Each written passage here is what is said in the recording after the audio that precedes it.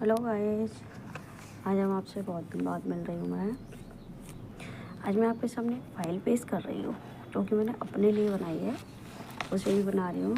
आपको भी काम आएगी लाइफ में। ये आप अपने शोध पर या में हिंदी वगैरह जो भी है वो सारी चीज़ें लिखिए, आप भी लिख सकते हो। और यहाँ से स्टार्ट किया मैंने संत कबीरदास का जीवन परिचय। आप यहाँ पर देख सकते हैं नाम, जन्म स्थान, उपनाम, पुत्र पुत्री जो भी कुछ है उसी तरीके से लिखा है। आप भी इसी तरीके से लिखिए तो बहुत अच्छा लगेगा, पूरे नंबर आएंगे इसमें। अब इसमें मैंने आगे लिखा है महत्वपूर्ण तथ्य। अब महत्वपूर्ण में जैसे कि कबीरदास का जन्म स्थान कहाँ पर हुआ था, उनके माता पिता कौन थे, किसने पाला था, किस नदी के पास मिले थे।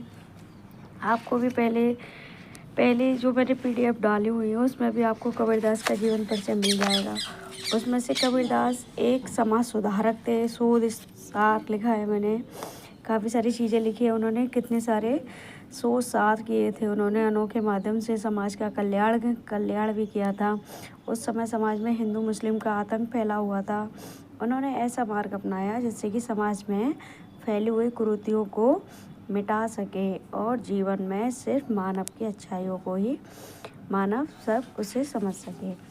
मुख्य शब्द है जैसे कि दार्शनिक, भक्ति, ईश्वरीय ज्ञान, सत्कर्म, विनम्रता, निरंतर, अज्ञानता, इस तरीके की चीज़ें जिन्होंने मुख्य शब्दों का उन्होंने सार किया है। अगला है कि हिंदी साहित्य। अब हिंदी साहित्य में उन्होंने क्या क्या किया है वो सारी चीज़ें आपको देखने के लिए मिलेंगी। जैसे कि पहला है उनका सगुण धारा, दूसरा है उनका राम काव्य धारा व कृष्ण काव्य धारा, दूसरा है अंतरागत। उन्होंने बहुत सारी चीज़ों को इसी तरीके से उन्होंने अपनाया है।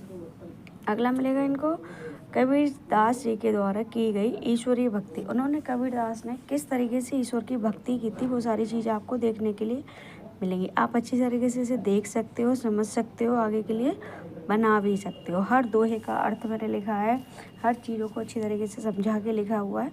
आप भी अगर इसे डीपली देखोगे सारी चीज़ों को अच्छी तरीके से आपको समझ में आ जाएगा। अगला लिखा है मैंने हिंसा का विरोध। हिंसा का विरोध उन्होंने किस तरीके से किया था वो सारी चीज़ें देखेंगे। मैंने एक उदाहरण भी बताया है यहाँ पर।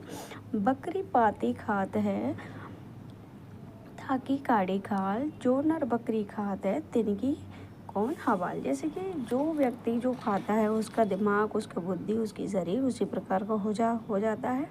जैसे वो पशुओं को मारता है तो वो स्वयं भी पशुओं जैसा हो जाता है।